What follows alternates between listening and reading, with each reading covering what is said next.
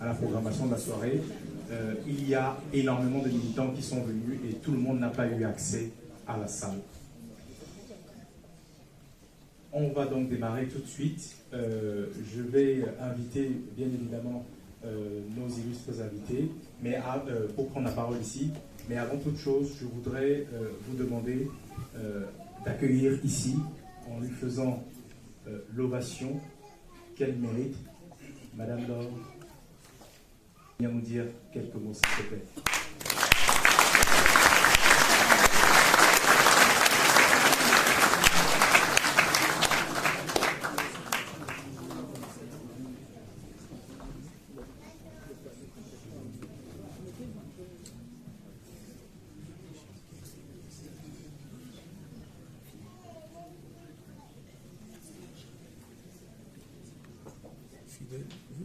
Les gens sont derrière vous. Hein.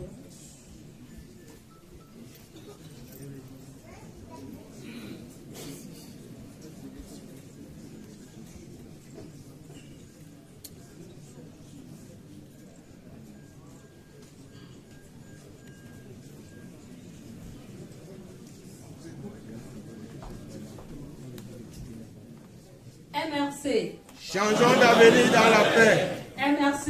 Changeons d'avenir dans la paix. MRC. Résistance. Victoire, victoire. Bonsoir tous les appelés. Bonsoir. C'est un honneur que vous me donnez aujourd'hui de venir vous parler au nom de tous les APP, c'est-à-dire amis prisonniers politiques. Voilà déjà. Je suis tellement émue. Ceux qui me connaissent connaissent que j'ai commencé à battre du pavé ici. Et après un certain temps, je suis rentrée au Cameroun, où nous avons été pris dans le domicile du président Albert Zango. Nous avons passé 9 mois avec notre président élu. Certes, on était pas dans la même prison. Lui, il était à la principale. Eux, ils étaient à la principale. Nous étions à la centrale. Et nous, les femmes, nous étions 21 au quartier féminin. Je ne vais pas rentrer dans les détails de notre séjour en prison. Mais tout ce que je peux dire, c'est que ce moment nous a permis de comprendre et de savoir pourquoi nous sommes là. Nous y sommes allés parce que on veut un Cameroun meilleur pour nos enfants. On veut profiter des mêmes infrastructures que nous avons ici en Europe. On veut bénéficier de tous nos droits et de nos obligations. Parce que le Cameroun se meurt et c'est pourquoi moi je m'engage. Et je veux que chacun d'entre vous se sente concerné, se sente interpellé et arrêter d'avoir peur. Parce que c'est la peur qui nous freine dans beaucoup de choses. Et voilà, la patrie ou la mort nous vaincront. Je ne vais pas les parler.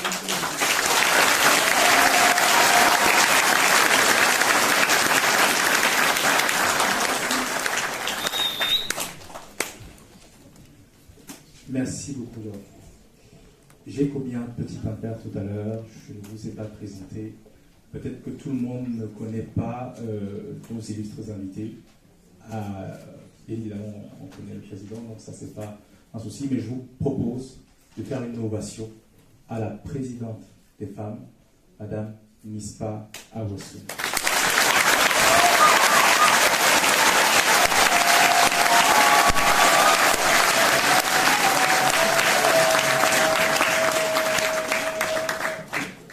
Bienvenue. Merci. Thank you very much. You're welcome.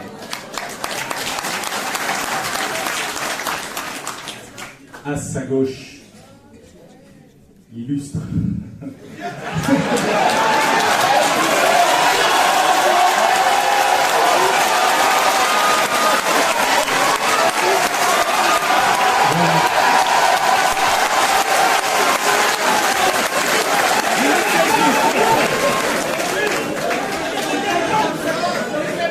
Est-ce que j'ai besoin de donner son nom?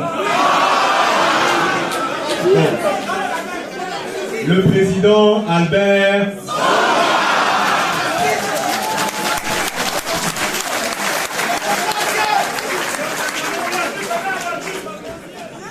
On va, tout à fait, on va continuer. Je vous propose de faire la même ovation, si ce n'est plus, à Sa Majesté.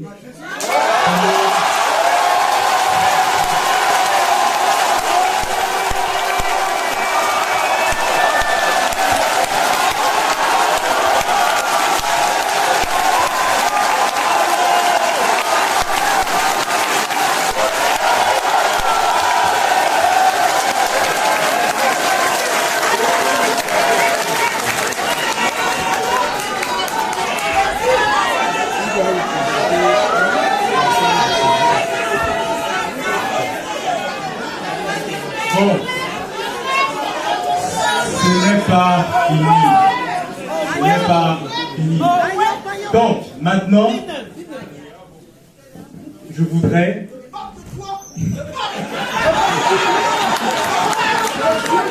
Je vous demande, tous debout, de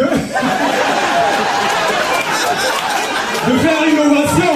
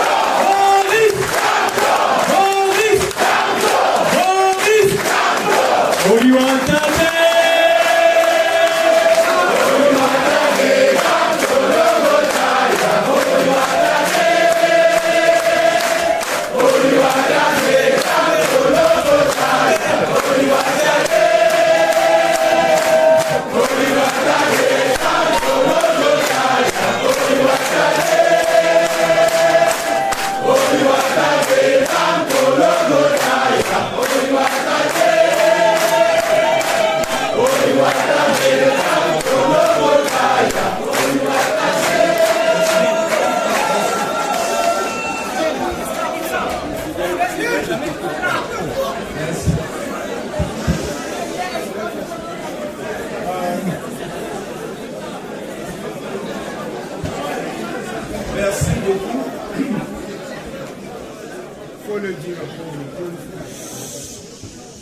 Merci, merci du fond du cœur. Nous sommes à Paris aujourd'hui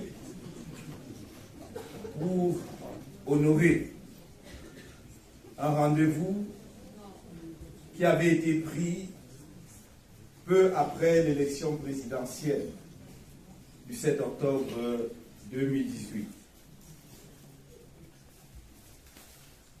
Nous avons vécu une année compliquée, en 2019, qui ne nous a pas permis d'honorer ce rendez-vous alors. Grâce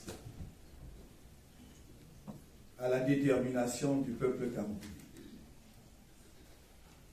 Grâce à l'engagement sans précédent de la diaspora camerounaise.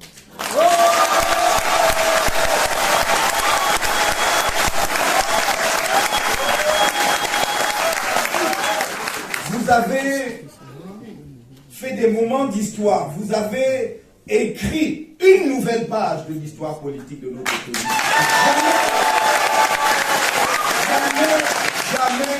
Jamais avant, on avait vu les Camerounais de l'étranger, vivant à l'étranger, prendre une part aussi active dans la marche de leur pays. Non pas qu'ils ne fussent pas intéressés par ce qui s'y passait, mais seulement pour diverses raisons, ils avaient soit pris des distances avec la politique, soit pris congé d'un exercice qui finalement apparaissait sans doute, à juste titre, comme un marché de pub. Et je pense qu'ils ont eu le temps de se faire leur propre opinion. Et j'ai toujours dit, regardez et voyez, ne regardez pas sans voir. et faites-vous vous-même votre propre opinion sur le personnel politique.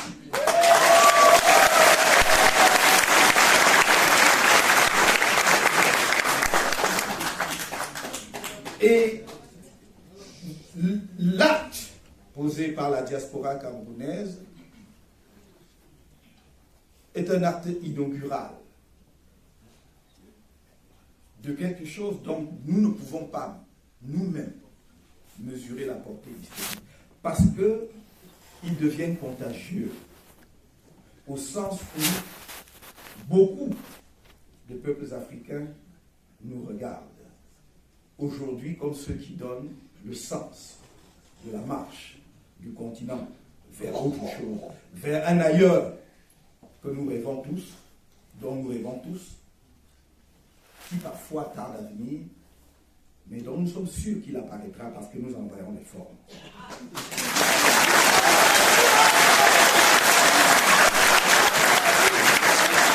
Il était alors question en 2018 de venir vous remercier. Je le fais aujourd'hui avec un certain retard, mais comme je l'ai dit tout à l'heure, tout ne dépend pas de nous. Il était question de venir vous remercier chaleureusement pour votre engagement et votre implication dans la campagne électorale de 2018, une campagne victorieuse. Nous l'avons gagnée, nous avons gagné cette élection dans les urnes, même si les institutions officielles de l'État en ont décidé autrement. Mais l'histoire n'est pas que l'histoire officielle.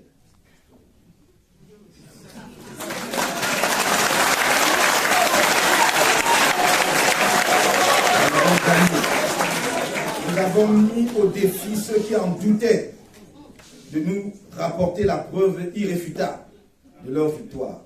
Et la seule manière de rapporter cette preuve, c'était de recompter les résultats des votes. Ce sont eux qui en ont tous les documents, puisque la loi électorale camerounaise dit que seul le procès verbal est les qu'en fait foi. Et il a tous ces procès verbaux. Nous avons demandé que l'on croise ces procès verbaux avec des fiches d'émargement. Parce que quand vous signez, vous émargez. Croisons les procès verbaux et les fiches d'émargement et nous verrons qui a gagné. J'avais pris l'engagement que si c'était celui que l'on a proclamé au final vainqueur, j'irai m'incliner devant lui et serai le premier à l'applaudir pour sa victoire. Et cela n'est pas arrivé. Dans ces conditions, nous ne pouvions pas accepter que l'histoire de notre pays continue de s'écrire de cette façon-là, comme depuis 1960, de façon erratique, dans le mensonge permanent, dans la dépossession du peuple camerounais, de son droit inaliénable de choisir souverainement ses dirigeants légitimes. Il fallait donc que nous marquions de façon claire notre désaccord, après avoir épuisé les possibilités que nous donnait le système juridique camerounais, c'est-à-dire en allant au contentieux. Ça s'est passé sous nos yeux, devant le Conseil constitutionnel. Mais il y avait en même temps, et on peut le vérifier à travers les textes et nos déclarations, cette question lancinante, qui est comme une plaie, heureusement pas incurable, parce que nous savons comment la guérir, mais qui est une plaie qui fait mal en permanence, qui est la situation dans les régions du nord-ouest et du sud-ouest. Nous ne pouvions pas nous payer le luxe de regarder ailleurs, alors qu'il y a une tragédie qui se noue dans une partie de notre pays. Nous avions dit alors, en novembre 2018, que si aucun progrès significatif n'était fait dans la résolution de cette crise et dans la résolution du contentieux post-électoral, nous serions amenés à marcher pacifiquement pour exprimer notre désaccord. Vous savez que c'est au cours de la même période que l'on nous a annoncé le retrait de l'organisation NACAD à notre pays. C'était une blessure nationale. Parce que le Cameroun est un pays de football. Et de montrer à la face du monde notre incapacité à organiser une compétition de cette nature la dernière remontée en 1972 était, même pour ceux qui ne sont pas particulièrement fans du football, quelque chose de blessant. Blessure à l'orgueil national, à la fierté, à la dignité camerounaise. Et ça peut arriver. Alors il faut en rechercher les coupables, les responsables. Et nous avons attendu que quelque chose se fasse.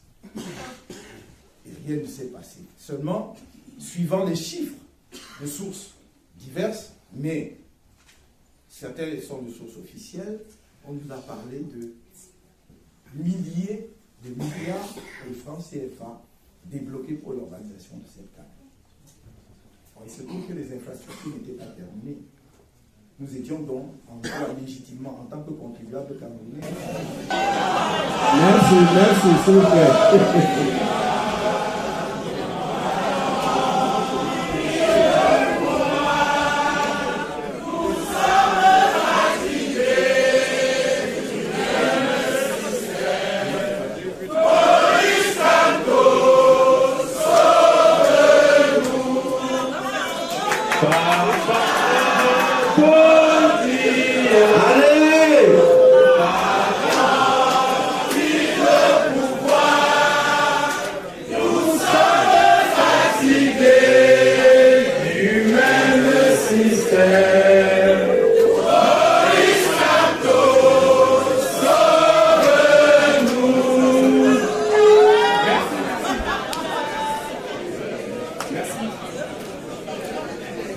Merci.